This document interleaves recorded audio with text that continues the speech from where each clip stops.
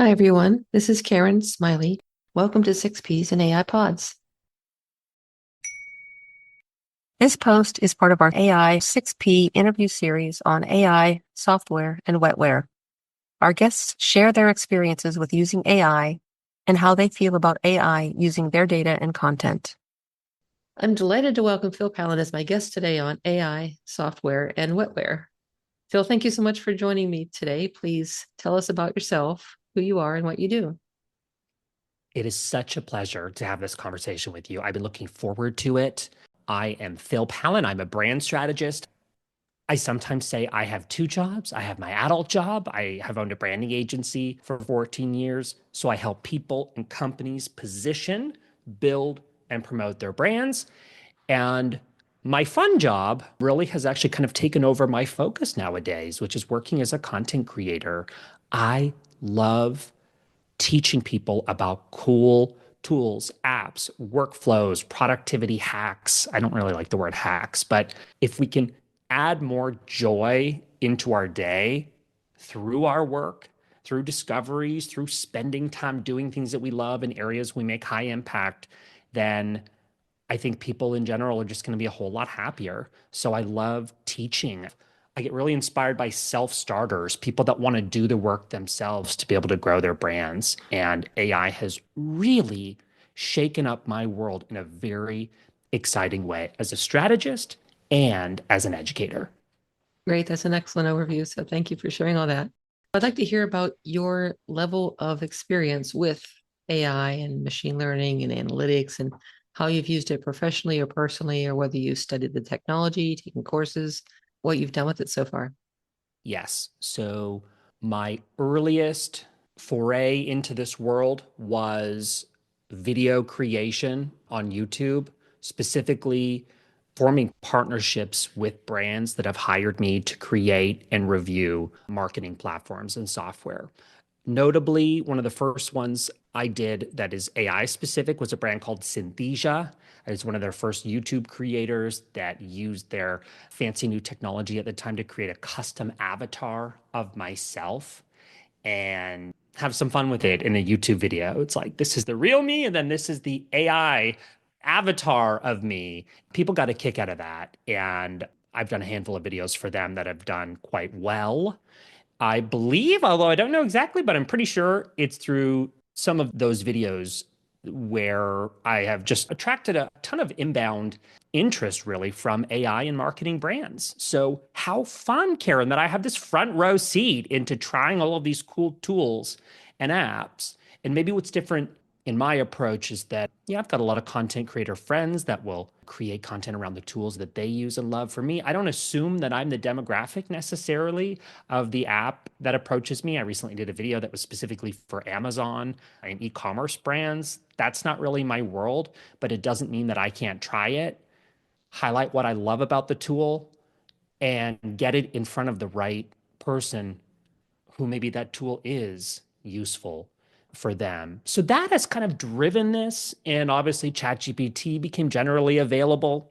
And I, like every small business owner, was excited by the possibilities, but also overwhelmed by my existing to do list. It's kind of like, how do we figure out this new technology without taking on a new hat?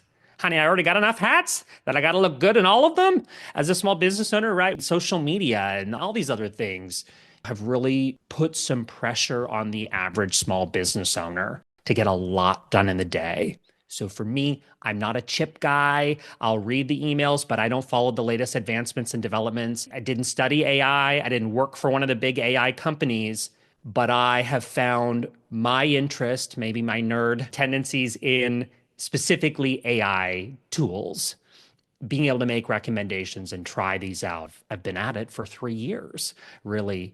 And the book came about because the publisher actually found me on YouTube and they said, we like how you communicate some of this complex stuff for people that are overwhelmed by this. We like how you communicate it and we'd like you to write a book. They gave me that deal before they knew I could even write because really they had only seen me in video form.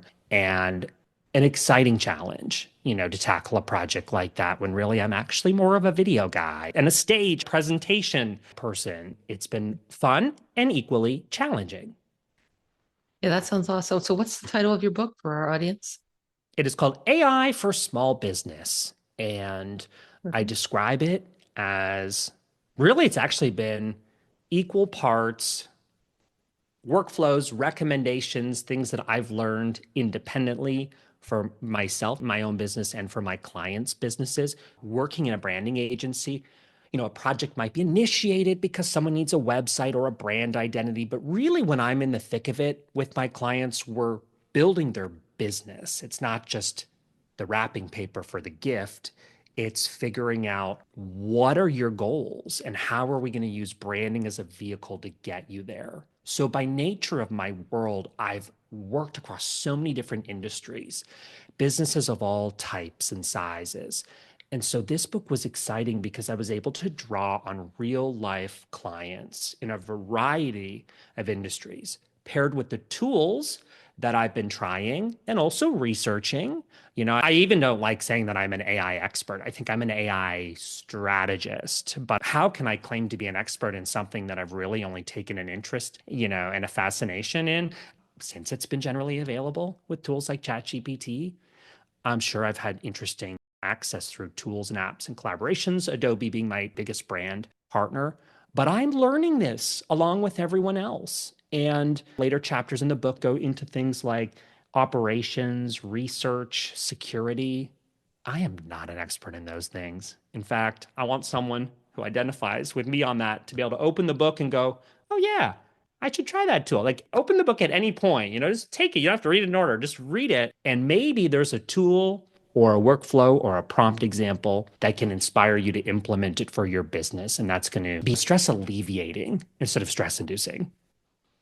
That sounds good. And I know one of the things that was called out by Melanie, who introduced me to you and to your book, is that you also focus on how to use it ethically and which tools are ethical for people to use. We'll talk more about that later. Yeah, that's a hot button topic for me. I know you and I have similar stances on that. I love how much you care about that. I care about it a lot. Great. Yeah. And we will definitely talk more about that.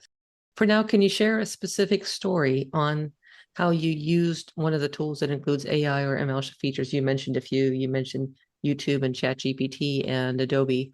Can you talk a little bit about how the AI features those tools worked for you and didn't? What went well? What didn't go so well? What was cool and not so cool about the avatar that it made for you? Yeah. Oh, I have so many, but let me share a workflow that I think is maybe exciting for someone who might feel overwhelmed. Like, where do you even begin? I remember interacting with ChatGPT for the first time and not even knowing really where do you start. It's funny, we go to Google and we don't think twice. We ask a question and we get an answer. And yet with ChatGPT, I've come to learn that you don't necessarily even need to bring a well formulated question. You just start a conversation. In the same way, Karen, that you and I started this call, you're asking me questions. You were kind enough to share them ahead of time. But I actually said to you, I didn't read or plan for them in the way that I'm not going to plan the exact words that I'm going to have if you and I are sitting down and having coffee. I'm not a believer in the perfect prompt or someone prescribing to this idea that, like, here's the best way to interact with ChatGPT. That's like me saying, you can only communicate in English with me the way that I tell you to. It's just wrong. We learn by doing. And so, one of the things I've learned is that I don't have to go to ChatGPT with a well formulated question. Sometimes I can just open a channel and say, I'd like to ask your advice on a good starting point for staying consistent at the gym. It's January 2025, and I'm good at a lot of things, but going to the gym every day ain't one of them, honey. So I could start and just say, listen, I'm going to use this channel to get some advice. Don't take action yet, but here are a few things that I've got on my mind. You asked for a tool. The tool I'm going to give you is Text Blaze, which is one of my favorite tools for saving text snippets. AI is really exciting when we can lean on it to compute information, a great deal of information at record speeds, far faster than our human brains can. But there are still things that I think we need humans for: imagination, storytelling, drawing on the human experience. AI can't do that. And I'm not really sure it ever will unless you're taking the time to input a great amount of information that represents those types of things, storytelling, etc. So text Blaze I love because it alleviates pressure for me to memorize a prompt. Anytime that I find myself writing something out more than 2 or 3 times, I consciously make an effort to save that text snippet. So this text Blaze tool, and I mentioned it because it's also free, or freemium. It might be free up to a certain point, and then you can subscribe if it's something that you find valuable. But I use this tool, I don't want to say every day. I probably use it every hour that I'm sitting at my desk. An example, I go to create content for a platform like Instagram. I would create what I would call an Instagram carousel. What does that mean, though, to the average person? That might mean something different. So I have a text snippet that I use that is backslash IG carousel. I'm actually going to do it right now and I'll read it out loud. I don't have this memorized, but I tell ChatGPT what an Instagram carousel means to me. I just typed it, help me create an Instagram carousel, which for me means up to 10 slides total, text only, no images. It starts with reminder or tip and a strong tease or hook on the opening, and the second slide can provide more context. The remaining slides should provide actionable advice, and the final slide should leave the user with a question. So rather than memorizing that, which I would never be able to do, I've got a working prompt that I can easily finesse.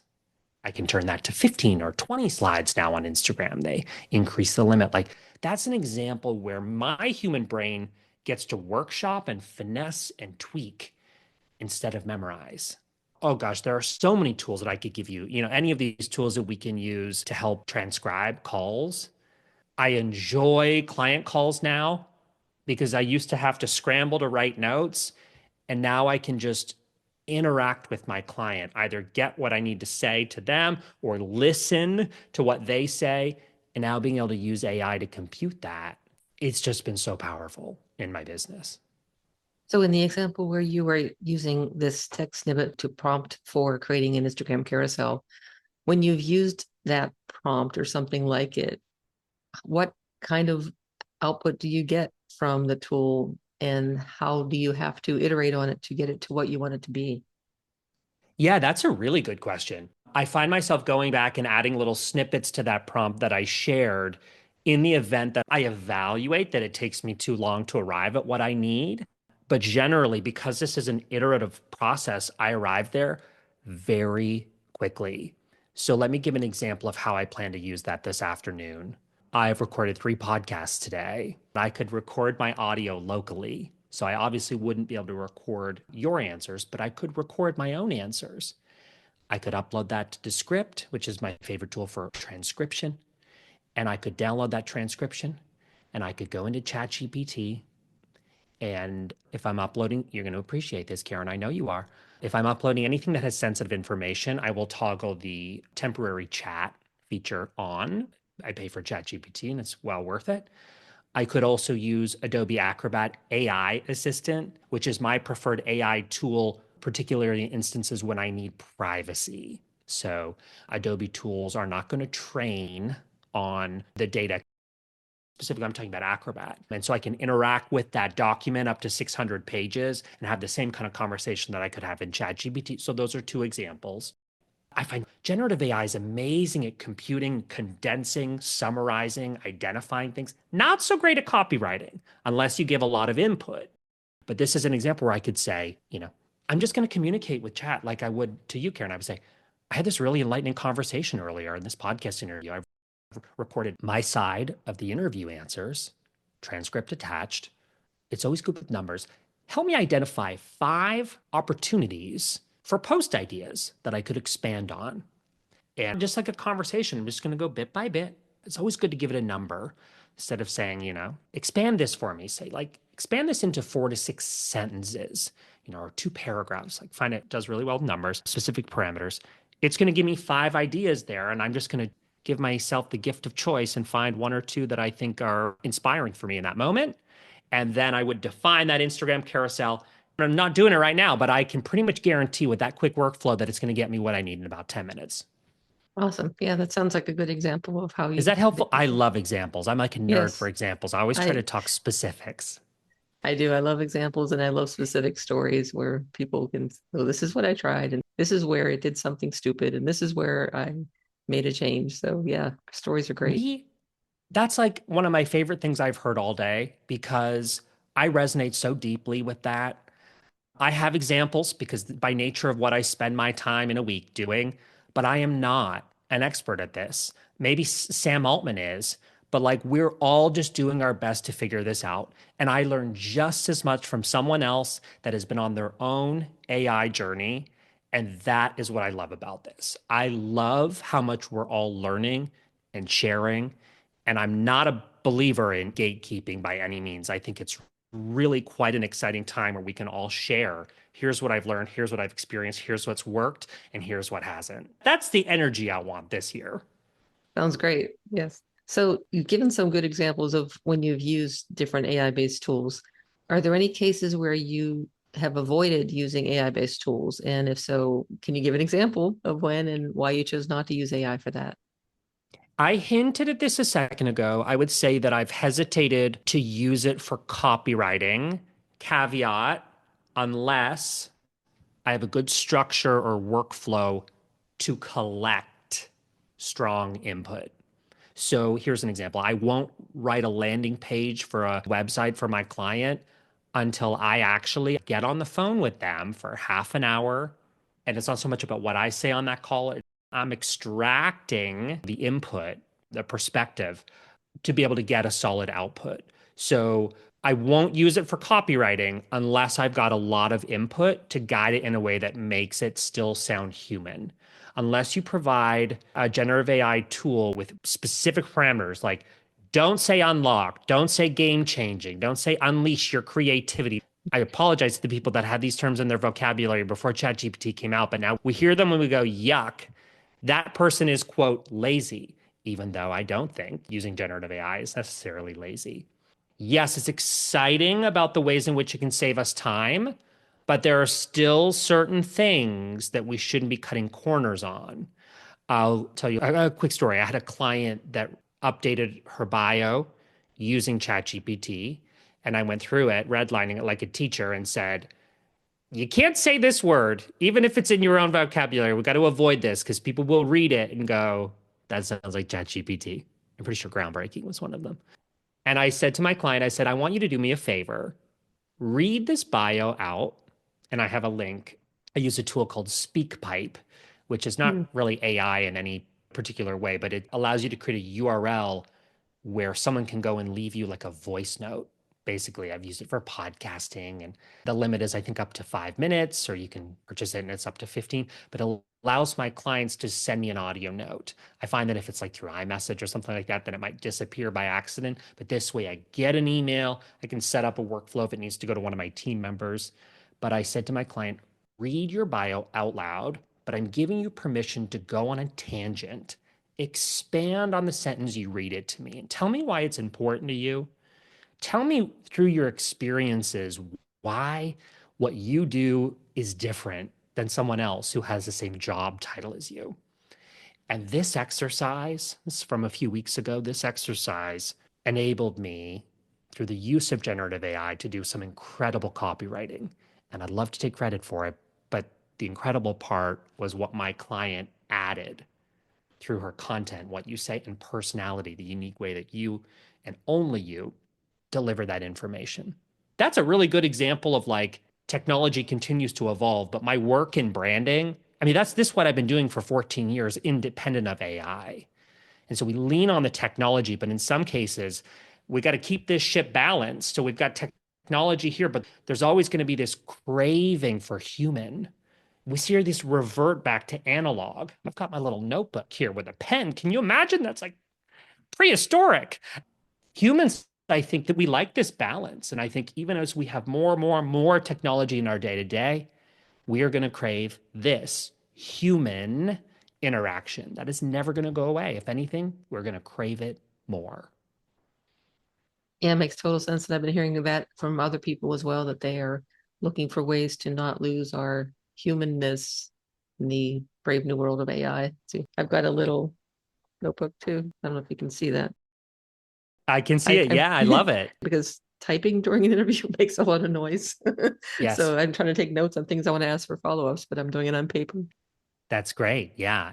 There's something too about just like the process of writing that note that helps you commit it to memory. And I'm a big fan of anything analog. Yeah, it's funny when I was working in corporate, I would take notes in meetings and I would type them. But when I was a student, I always found that actually writing out my notes by hand in my notebooks helped me learn it. It makes Yeah. you a better listener. It's interesting the way the brain works. It really is. But at the same token, like I'm not a good note taker by trade. I really struggled with it in university. And so now tools like fireflies.ai is a popular meeting note taker. Zoom now has it integrated into their platform, but there are many, many of these. I'm working on another video right now for one called Notta, Notta.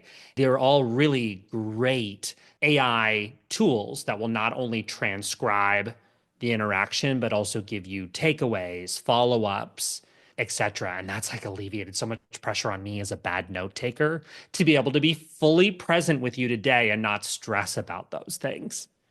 Yeah, I'm taking advantage of that as well with Zoom. We've got the transcripts and the captions on. So yeah, all those tools are helpful.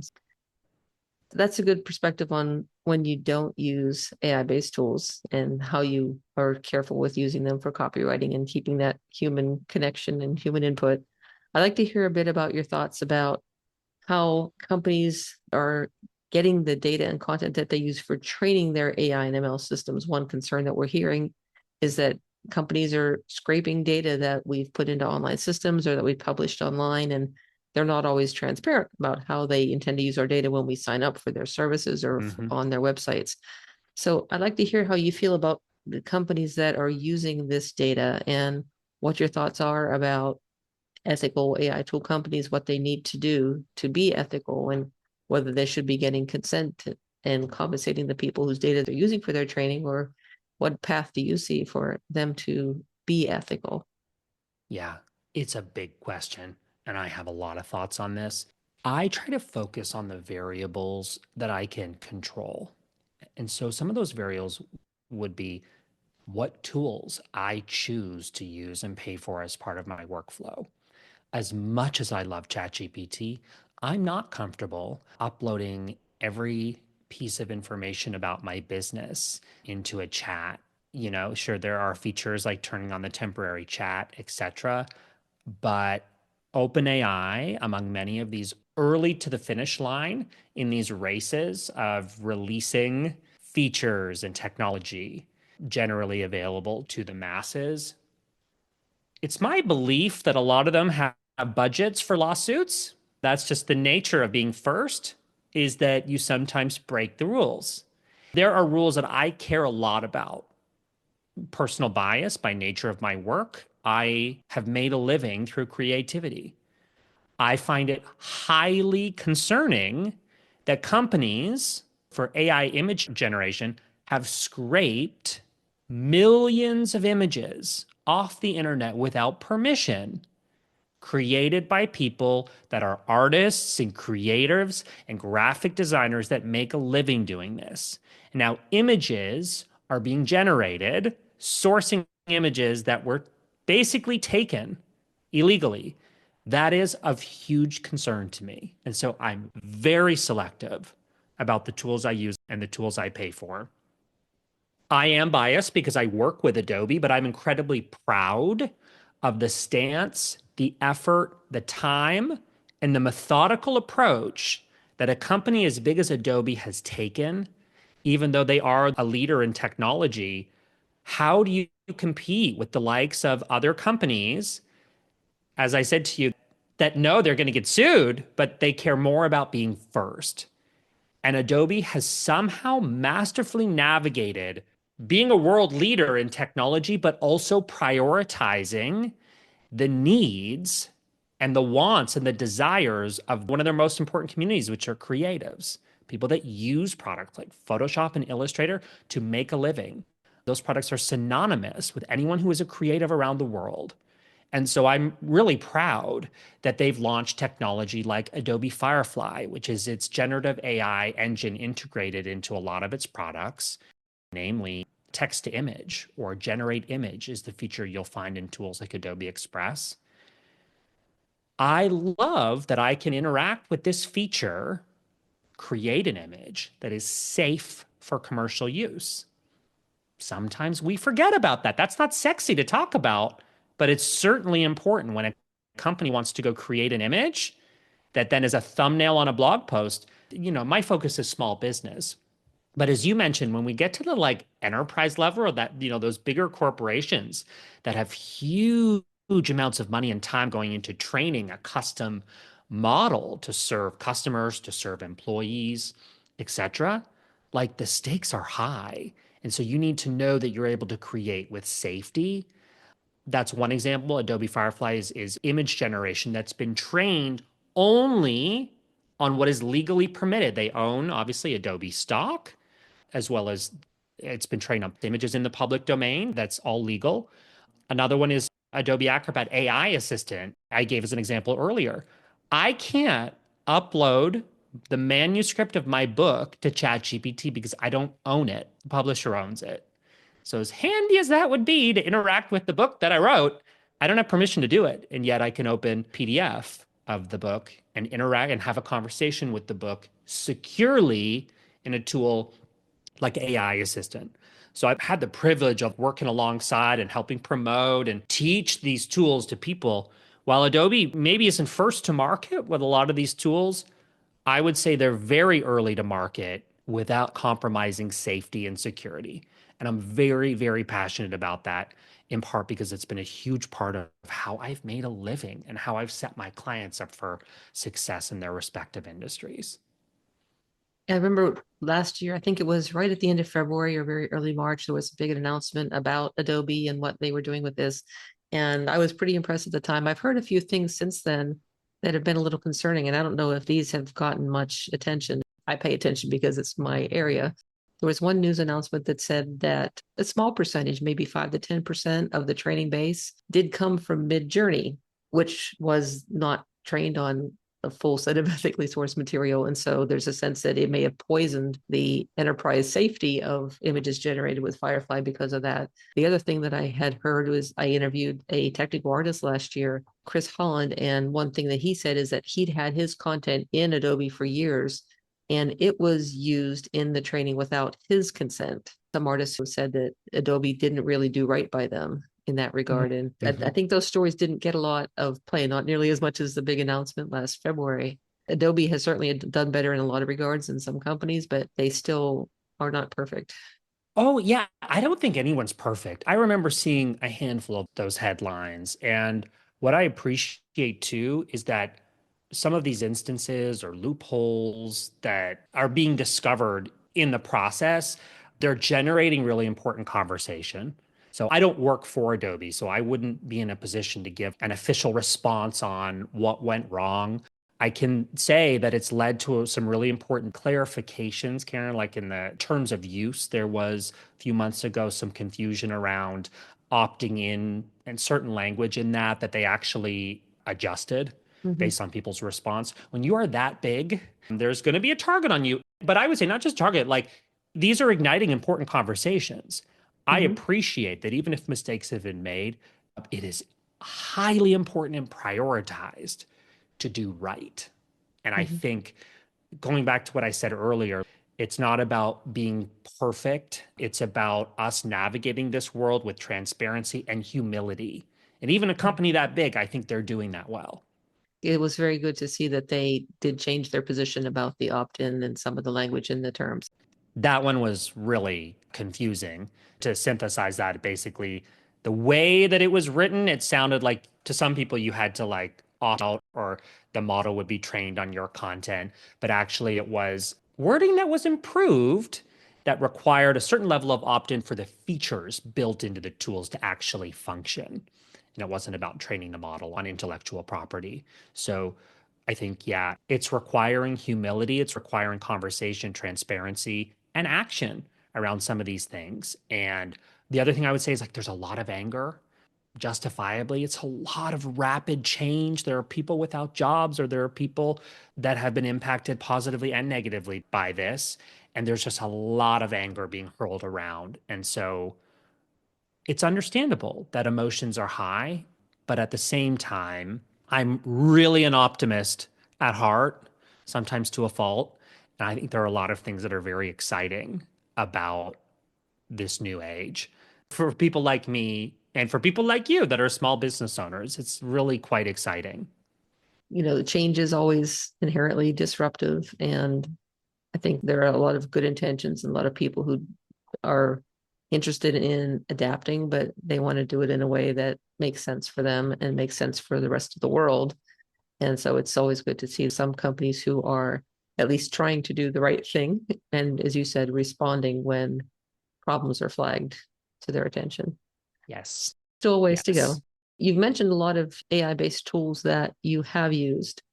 And I'm wondering if you feel like the tool providers have been transparent with you as a user about sharing where the data came from that they used for building the models that went into the tools, and whether or not the original creators did consent to its use. It's a great question. I'm an optimist and I like to give people the benefit of the doubt, but this is a race. And the cost in some instances of being first or being early, is taking shortcuts. So it is a concern of mine. It's definitely a concern of mine. At the pace at which we're moving, and even the requirement for me, even creating content, there's a certain level of trust that I put into people, just like when I'm doing business, independent of AI or technology. But it's a concern of mine. It's something I think a lot about. And so it's almost something that I want to like formalize as part of my evaluation, almost like a rubric or criteria that I'm able to evaluate when I say yes to a brand deal. I've also said no to a brand deal. If I'm not 100% clear on a company's ethics or values, then I just won't take the risk. I don't want to recommend something. But at the same time, even since I wrote the book, it's been published, some of the tools have actually gone under, like they're defunct now. And I also knew that was coming. So at the very end of the book, I say, there's a chance that companies have changed, restructured, or rebranded since this went into print. So go to my website where I'm able to control a little more my tool directory and what I'm recommending right now.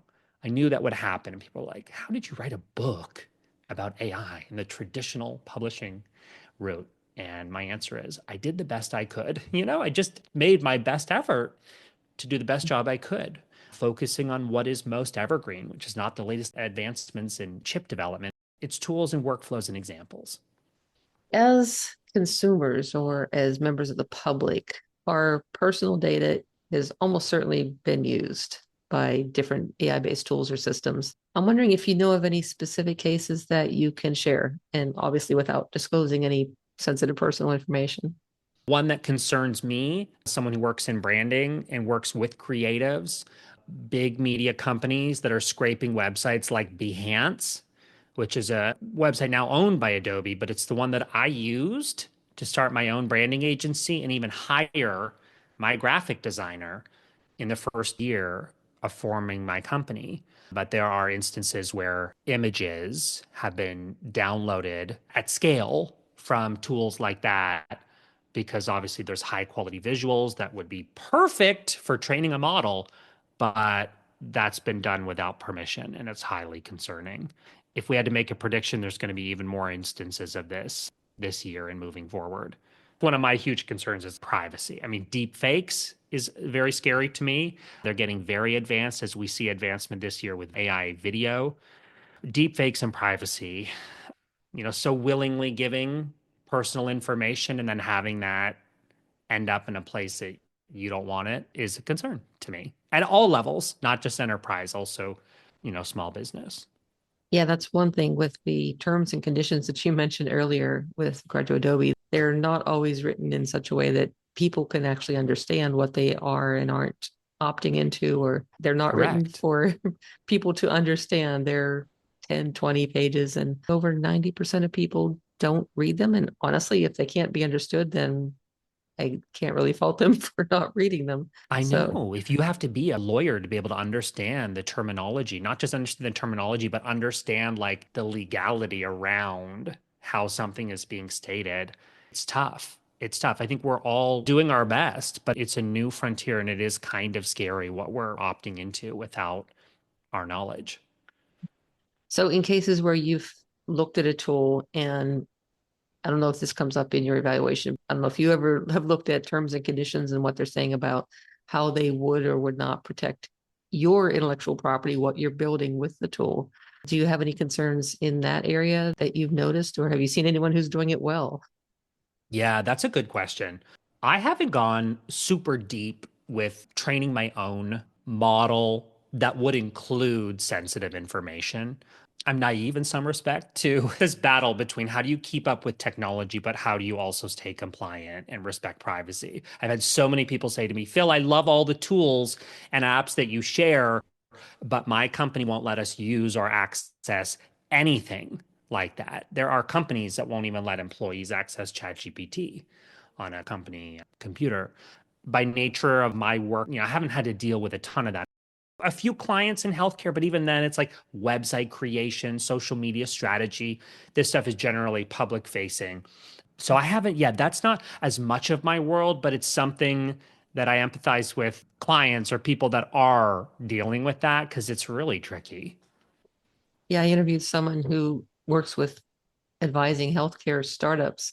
And one thing she pointed out was with HIPAA and the medical records, that a lot of the information that's most valuable to data brokers is not so much your diagnosis, but it's all the personal information about you and who your relatives are and everything else. Yes. They use that to connect people and draw conclusions. And Yeah. that data is in some ways more valuable to a broker than your actual medical condition. They may not care about your medical condition. Other people do Ex- because they want to market to you. Exactly. Yeah, exactly. I mean, we can all also relate to this idea that, like, you're having a conversation with a friend about, oh, I want to travel to Italy before the end of the year. And then all of a sudden you hop on Instagram and you have an ad for Italian vacation packages. It's tough. I don't have the answer for this, but it's a question that lingers in my mind and it's something I'm concerned about. And I feel for people that are also trying to navigate this.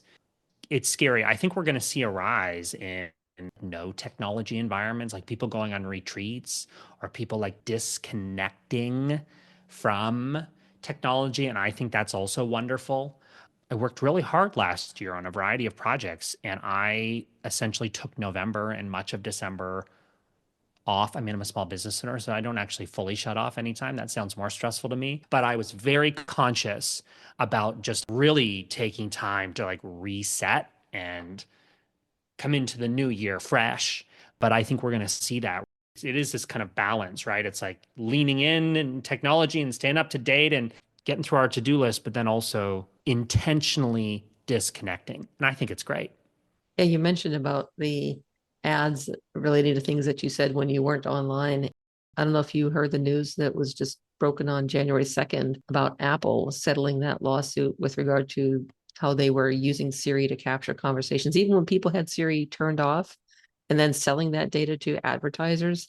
I mean, Apple was one of the companies that I had thought was more concerned about privacy and doing things the right way. And then this is disillusioning to hear that they've been doing this for many years. It's disillusioning and it's upsetting because, again, it's this fight to be first, but at what cost? A cost that they've likely budgeted for in their legal. It's Mhm. really concerning. It feels almost like if a friend violates your trust. It feels similarly. We rely on these brands and these tools and we trust them and we spend a lot of money on them. And it's tough. I think we're going to continue to see that, unfortunately. That's definitely one of the downsides. Is when you're first in the race, some people get there by cheating. That is true. Yeah. So one thing I think that we're all noticing is that there's been growing distrust by the public of these AI and tech companies. And I think in a way it's healthy because we're becoming more aware of what exactly they're doing with our data and what types of things they're doing with me opting into using something or using a website or allowing our pictures to be taken, things like that. So I think that distrust is actually healthy. And the important thing then is that we do something about it and that we, as consumers, exert the pressure to say that we want them to do something about it. So I'm curious what your thoughts are about that and what you think these companies would need to do to, say, earn or earn back and then keep your trust. Yeah, well, that's the golden question right there. If I had the answer to that, I feel like I'd be retired on an island somewhere. So here's what I'll say. I appreciate people like you that are concerned about this and even creating content around this discussion because I think, yes, it's unfortunate when these things happen. But as you said, if it ignites a conversation, that's enlightening and it's productive. If it leads to a conversation, but then a company also demonstrates that they take action, I think that's what we need to come to expect. It's not just the talk, but also the execution. If a brand has done wrong, then what are they doing to make it right? Again, my world is a lot of Adobe, and I think they know they made some mistakes, but they took swift action. They included the community around that dialogue, and people have felt much better about the progress made as a result. So I think we're leaning on community, we're leaning on action, and I think consumers are accepting that, and they should. One thing you mentioned about the companies that are sacrificing things and cutting corners in order to get to market first. One thing that I'm always looking out for is trying to find companies that are doing things ethically or trying to do things the right way. And the vast majority of AI tools out there weren't trained on ethically sourced data, but there are some that are. So I always try to give them a Yeah, shout out if I can find them. I that's remember wonderful. one thing I remember Melanie mentioning from the session that you had with the graphic designers was that you were identifying some tools that you felt were more ethical or that were safe for them to use. So I like to see that. I'd like to hear a little bit more about your book actually and talk about that aspect of it. Sure. So I was actually overwhelmed when they asked me to write a book, as I told you, writing is something I can do, and it's something I did in university. I did self-publish back in 2014, a book about Twitter, actually. But writing is kind of secondary to what I do day to day, which is, okay, maybe write a script for a teleprompter. But yeah, much of my world is presenting video production and delivering information on the stage. But in that moment of overwhelm, I leaned into what excites me and what I do know just from practice and recommending tools that I've tried and even tools, if I haven't tried them as much, because there's over 150 in the book, that I've at least researched enough to know that it's one that I feel good recommending. There's only so much I can do as an individual, as a small business owner in those recommendations. But I also feel, Karen, like, because I've been doing this for 3 years, I can leverage the time that I've taken to try a tool, recommend it, feel good about the conversations I've had with the brand. That's not something that I think I could have done in a year at the scale that I was able to with this book because it's been something I've been chipping away at every single week. The book was equally a research project as it was a thought leadership exercise because there are later chapters in the book that, aspects of business that I really don't know that much about. And so I took a lot of time to learn, to try, to have discussions with tools, with clients of mine in a variety of industries to be able to work out, okay, here's an example of a workflow that would benefit someone. So the earlier chapters were much easier, talking about social media, marketing, even operations, sales. These are things that have been on my mind as a small business owner for well over a decade. But the other chapters like data analysis, security, research, those are things I haven't done as much in my work. So I really enjoyed the process of learning. I guess it sounds funny because normally people write a book about their expertise, but in this case, a percentage of it was my expertise, but also a percentage of it was a learning moment. And I feel really good about where we landed on that. People think, oh my gosh, writing a book, that's such a big project. But actually, the writing wasn't the biggest part of the project. It was the researching, fact checking, I signed a contract also as part of this deal that I didn't use AI to write the book. First thing I did was when I got the book deal, I ordered about 4 or 5 books from Amazon on AI and I Mhm. flipped through them and my Lord, they were bad. It was very clearly, quickly AI generated text with no soul. And I swore from that moment, even if it takes longer, I need to negotiate with the publisher. Like, I just wouldn't create that. I still want it to be in my voice and I want to leverage what I know and also what I don't know. And so that's how I would describe the process of the book. I still find the idea of AI or being an expert in AI overwhelming. I have imposter syndrome on that. But I think in a way it's actually good because it keeps me humble. And I think we should all be humble as we navigate this. So it's interesting that your publisher stipulated not to use AI for their writing. Do you know if they have any deals in the works or any policies regarding whether or not they will allow the content of your book to be used for training some other AI-based system? Yeah, that's a really good question. I signed that contract about a year ago, so I'm sure the stance has slightly changed. They have also said to me, like, Phil, even we're experimenting with some AI tools within our own workflows of reviewing and analyzing, etc. I did negotiate with them because I said to them from the early days, if I just sign this, I'm not going to be able to write the best book that I'm capable of writing. How do you write a book about AI and not use AI in its creation? So we did land in a place that was a happy medium. We landed in a place where I was able to include examples of prompts, outputs based on inputs that I created, even research on tools. You have to use AI to verify some of that information. So I'm happy with where we landed on it. But at the same time, they know that there's opportunities like you've described where it could be used. But the publishing world, they'll even admit, is so slow, slow, slow. So I don't even know if they're that far yet. Yeah, I'm just curious because I've been hearing some news about different publishers that are making deals with the large AI companies to license Hmm. out the content of the books that they, I'll say, own, the ones Yes. for which they are at least a rights holder in some regard. And some of the authors either weren't allowed to opt out or given a choice about opting in or weren't directly compensated.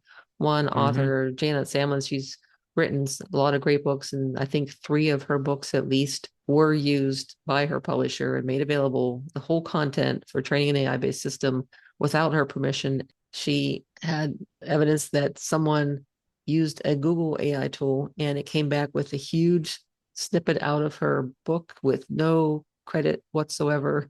And she had no control over that. And that's pretty distressing for an author. It is distressing, but I'm also aware of like how it's evolving quickly for search engine optimization. There's a certain amount where you don't want to be found, like if it's intellectual property or, courses, books, things that are sold at, let's say, a premium or as a product. Again, I'm an optimist, Karen. It's actually a really exciting time to be found as a thought leader and to have your information. The attribution is definitely a concern, but I'm also happy to see that the world is shaken up a little bit in terms of search engine optimization. That actually, and it's kind of archaic. Like, how do we rank on the Mhm. first page of Google? Now the new, the new version of this is like how do you strategically position your content to be found in you know generative AI tools. Um, it's yeah, it's interesting. All of these stories, there's going to be so many of these like landmark cases that hopefully set a precedent that respects the creator, be it an author of a book, be it a graphic designer of a project, a branding project. We're going to see this pop up across the board. Mhm. And I'm hopeful, law, the legal system also moves at a, pretty slow pace, but Mhm. hopefully there are these parameters put in place to protect people. I think that's the human part Mhm. that we can't miss. Mhm. Yeah, that's one thing that I've have seen an observation about that when Google was indexing everything in the world, they were using the search and it drove people to the book or to the site. And so it was of benefit to people to have their content indexed and searched. But when Yeah. they're providing that content without a citation, without a credit, without a link, then it's basically just stealing from those It's people. They're theft. not getting the exposure that they ought to be getting, that they deserve to get.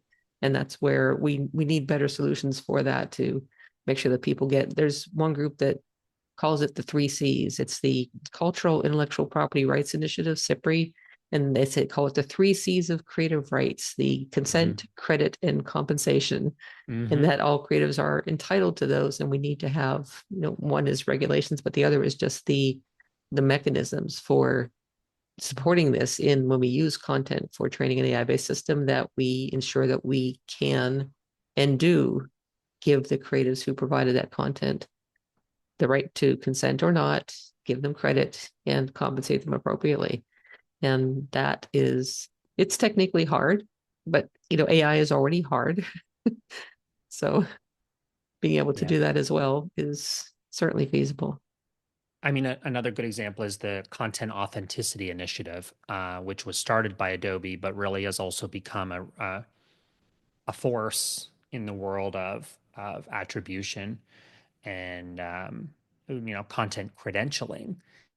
And I'm really excited about the advancements that have been made on that. So metadata that Mhm, actually tells you images that were sourced in the creation, the transparency around that. Actually, mhm, Synthesia, I gave as an example. When I said to them years ago, I said, "How do I know? How do I confirm your stance um, like how do we make sure that my avatar isn't used for government propaganda in another country?" You know, um, and they said we're a part of this this organization called the Content Authenticity Initiative, along with 800 other organizations, and this is our commitment to transparency in the use of AI. Um, and that was before I was even working with Adobe. And now it's, that program, don't quote me on it. I think it's over 3,000 companies and media organizations, large ones around the world. mhm, I've joined the content authenticity initiative as an individual member, but it's a commitment to transparency in the use of AI. And so, yes, as all these exciting developments pop up, we need to counterbalance it with safeguards, safeties for the types of people that you've outlined as well, mhm, authors, creators, intellectuals, any of these people. mhm. Yeah, those are great observations. And I had read about the Content Authenticity Initiative, and I think there are one or two others similar. I hope they'll converge to where we have interoperability I across would them love all, that and too. not Yeah, a I would not a love that fragmented too. set of systems. Yeah. Yes, I think it will. I think it will happen. Um, it just, some of this stuff takes time, which it's daunting to reflect on that. At the speed that it's evolving. We yeah, it's a concern of mine. Like we need the safeguards in place almost quicker than the technology evolving itself. Yep. Right. Well, thank you so much for making the time for the interview with me today, Phil. I appreciate it. Is there anything else that you'd like to share with our audience? No, other than I really appreciate that you're asking a lot of the hard questions. Um, I don't know if it makes for a good podcast interview. I think it does, but I am just as quick to say, I don't know the answer to that. It's a really good question because the creation of content like this and the having of conversations around not just the sexy evolution of this, this AI platform and tool, we need to be asking a hard question. So I really appreciate the way in which you focused on that and help increase people's awareness of the good, the bad, and the ugly, because I think it's going to lead to a well balanced, or a better balanced world where people can Mhm, enjoy the use of this technology and reap the benefits, but still make a living and be happy in their jobs. mhm. Yeah, the awareness is one good part of the this that's one of the goals from this series. The other part, I think, is just there's so much hype around AI, and oh, it can do all these things. It can, you know, everything about AGI and how it's going to solve everything for us.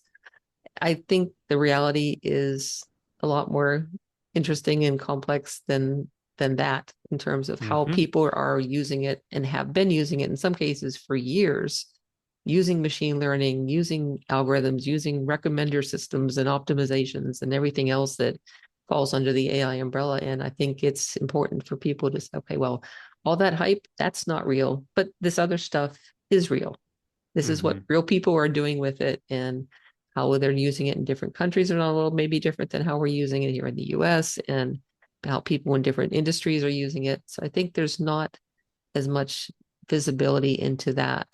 And that's another thing that I love hearing how you're using it for your branding and marketing as your strategy business. And that's a Mm-hmm. great set of insights for me. That's not a world that's been familiar to me. So I appreciate you sharing that. That's really cool. Well, equally, I appreciate, as I said, the work that you're doing, and I've also learned from you. And that's I think why I articulated that. Like that's I think the right attitude. This is such a big world with so many facets that there's so much for all of us to learn. I will get on stage and I'll field questions and I might be able to answer half of them, but the other half I might not know the answer. And sometimes all I'm going to say is, "That's a really good question." That's something we should be tracking. So that's a really cool um, output from this, and I really appreciate it. Great. Well, thank you so much, Phil. Thank you. About this interview series and newsletter. This post is part of our AI 6P interview series on AI, software, and wetware. It showcases how real people around the world are using their wetware, brains and human intelligence, with AI-based software tools, or are being affected by AI. And we're all being affected by AI nowadays in our daily lives, perhaps more than we realize. For some examples, see post, but I don't use AI. We want to hear from a diverse pool of people worldwide in a variety of roles. If you're interested in being a featured interview guest, anonymous or with credit, please get in touch. 6Ps and AI Pods, AI 6P is a 100% reader-supported publication. All new posts are free to read and listen to. To automatically receive new AI 6P posts and support our work, consider becoming a subscriber. It's free.